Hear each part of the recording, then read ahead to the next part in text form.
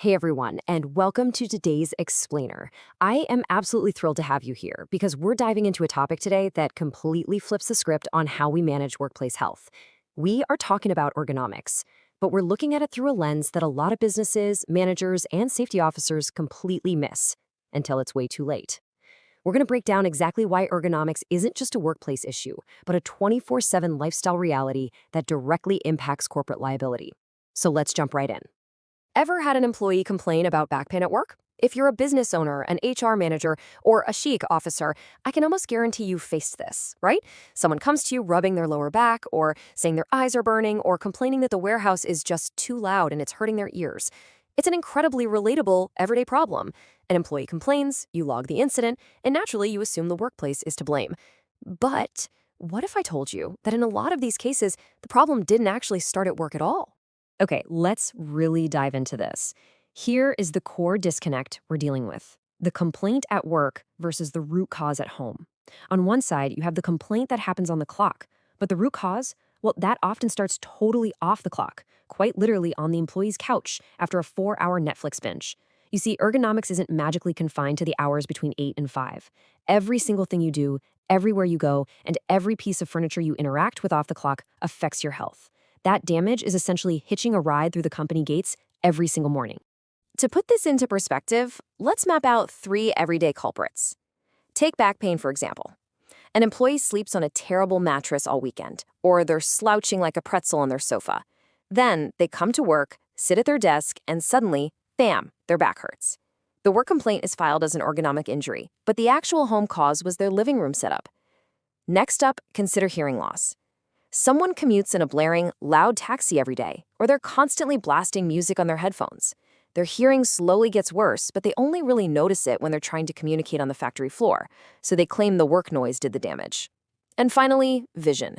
An employee spends hours staring at a super bright phone screen in a pitch-black room at night. By the time they log onto their computer at work the next morning, that eye strain is already there. Now, this next point is absolutely crucial. It's really the psychological linchpin of our whole explainer today. Quote, hearing damage is cumulative, it doesn't reset when you clock in, end quote. We're using hearing as the example here, but listen, this rule applies to all physical wear and tear. Your spine doesn't magically reset the second you swipe your access card. Your retinas don't just heal the moment you sit down at your office desk. The damage builds up 24 hours a day, 7 days a week. And because this damage is cumulative, the lines between personal responsibility and corporate liability begin to blur very, very dangerously. Section 1. The corporate liability track. We've established that these injuries often start at home.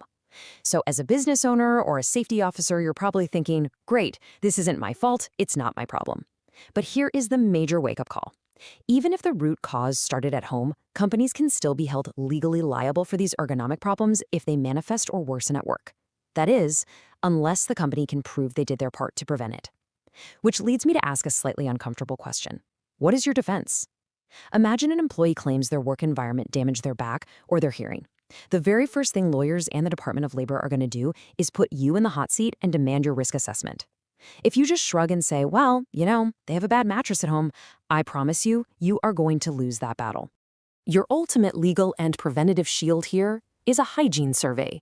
Now, this isn't just a casual walk around the office asking people if their chairs are comfy. No, a hygiene survey is a formal assessment that identifies, documents, and manages all ergonomics-related hazards at the workplace. We're talking about precise, scientific measurements of noise levels, lighting intensity, workstation setup, vibration, you name it. You assess the risks, you document them thoroughly, and you manage them. This document literally becomes your armor against unfair workplace claims. And the reality check here is sharp and entirely uncompromising. No survey equals no defense. It is really that simple, folks. If you cannot produce a documented hygiene survey when the Department of Labor comes knocking, you have absolutely zero defense against an ergonomic injury claim. You leave your company wide open to a massive, expensive liability claim, regardless of whether the employee spent their entire weekend hunched over a smartphone in the dark. Without the hard data, you take the blame. Section 2. Compliance and record keeping. The legal frameworks governing workplace safety are evolving rapidly right now to catch up with our modern understanding of ergonomic risks. And the new QCTO standards, which dictate exactly how to protect your company, are incredibly specific. First, companies need to appoint someone in writing to specifically take care of all health-related issues. It's taken so seriously now that there's actually an entirely separate qualification existing solely for health risk management.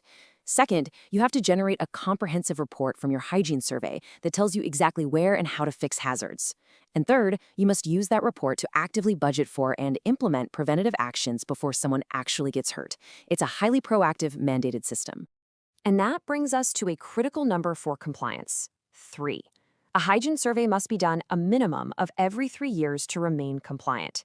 This isn't a one-and-done kind of exercise. Think about it. Workplaces change, equipment ages, new employees arrive, and new risks emerge all the time. The 3-year cycle ensures that your risk management and, way more importantly, your legal defense is never out of date.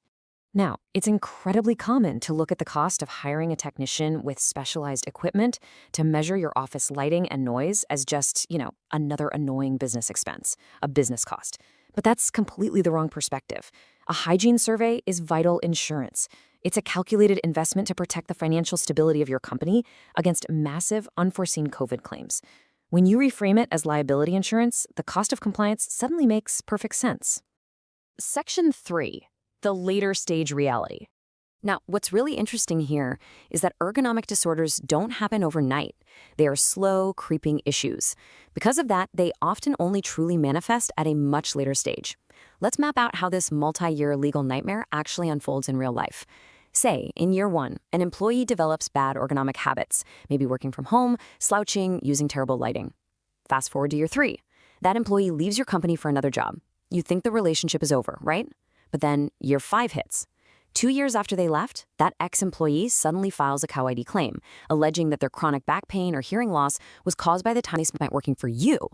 They aren't with the company anymore, but their health issues have finally reached a breaking point, and they are pointing the finger straight back at your business. And when that year 5 claim hits your desk, that 3-year-old hygiene survey report could be your only protection today. Seriously, because ergonomic disorders manifest so late, keeping comprehensive archival records is an absolute lifesaver. When the lawyers call, you pull out the survey from the exact time that employee worked there, proving that the noise levels were safe, the lighting was adequate, and the workstation was ergonomically sound. That historical document is your company's only armor. Section 4. The ultimate defense plan. We've talked about the problem, the liability, and the timelines. So let's lay out some clear, actionable takeaways for both sides of the workplace equation to ensure everyone stays safe and protected. For the managers and chic officers tuning in, here is your employer action plan. Step 1. Book your hygiene survey. Do not wait for a claim to arrive before you assess your risks. Step 2. Appoint your health risk officer in writing to comply with those QCTO standards. Make sure someone is officially responsible.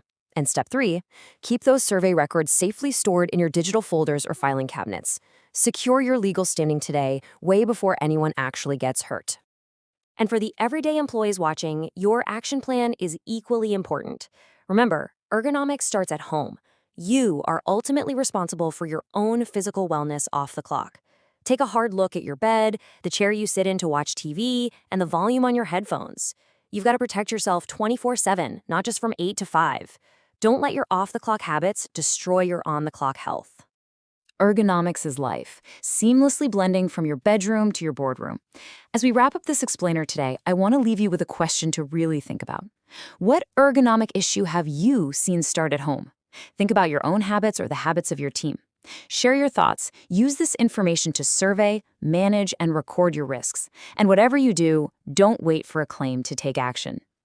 Thank you so much for joining me for this focus breakdown, and I will see you next time.